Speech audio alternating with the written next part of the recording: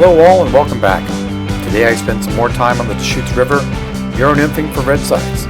As you'll see, it was also the last day of rafting on the Deschutes. The weather was nice, so the river was a crowded spot. I found a couple nice slots to fish from the bank. The rafters aren't always on the lookout for fishermen casting the river, buried in between the vegetation, so I had to keep my head on a swivel the whole time. And in the second half of this episode, I'll walk you through my rod carrier, what I had to do to make it work for me and my Honda Passport. Enjoy the show.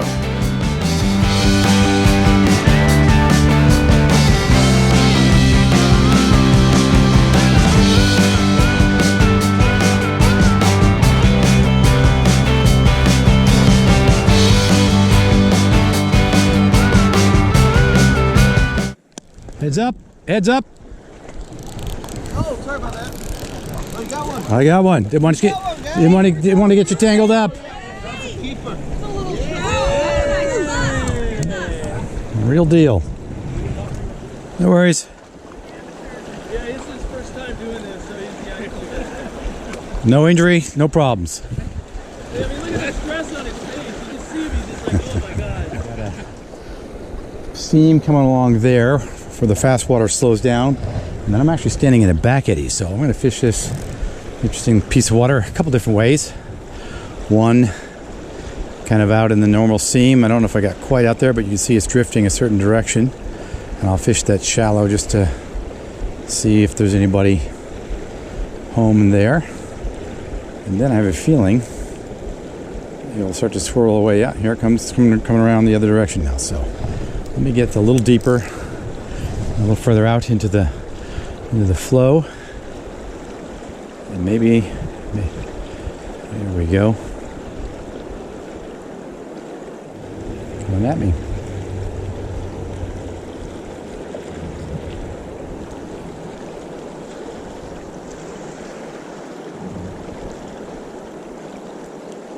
Oh, there we go. Fish on.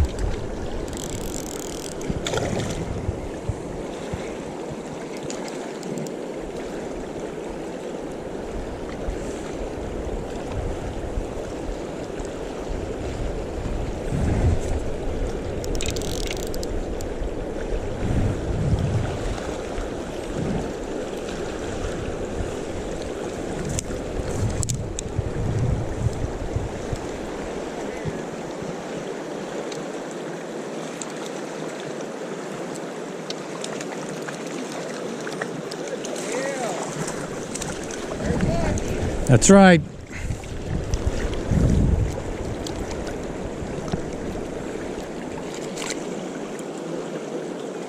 Pretty little fish. Off you go, buddy. Okay, next thing I want to cover for you guys today is a little bit about some of the stuff I have on my Passport. I'm not going to talk about the Passport too much here, but I'm going to cover some of the things that I've got on top. As you can see, I've got a Yakima rocket box. I think that's an 18. And I also have this rod carrier that Yakima makes, 10 feet long, and allows me to store rods intact on top of the car as I drive. So cover a couple things about that here on this video. One of the first things I think I'd like to cover is a little bit about the mounting of this and how it might be a little bit different on your car than mine, and I kind of hope it is, because if you see here, I've got two crossbars. These are the factory crossbars from Honda, and they're separated as far as they can go on the track. It doesn't look like it, but they are. They've got a little bit of room to go, but Honda doesn't let you use them. And the one thing I'll say about that is that this item comes in two pieces, and that's the seam, and it's got some bolts on the inside here to keep this thing together. And you'll see that this seam is on the far side of this support here, so all 5 feet of this is unsupported and is just resting on 4 bolts that hold that together. That's a lot of stress, and that's not a great solution here. And the reason for that, I used to have this back a little ways, the reason for that is this spoiler on the back of the car prohibits the Yakima rod carrier to be positioned properly. Ideally, you'd scoot that back, and the back end would be sticking out over the trunk there, and you would be supported on both ends. That was ideal. But the Honda Passport has this little spoiler here, Not a little spoiler, in fact it's a big spoiler. So you can see this is a design flaw. I really wish those roof rails would be elevated enough to cover that spoiler, or certainly that spoiler was a lot shorter. I can probably scoot this back another couple inches, but it's pretty inconvenient to be able to have to scoot that so far forward and then have that positioned the way it is. So what I did in order to give it more lateral support is I got this angle, well, it's called angle iron, but it's not. This is extruded aluminum.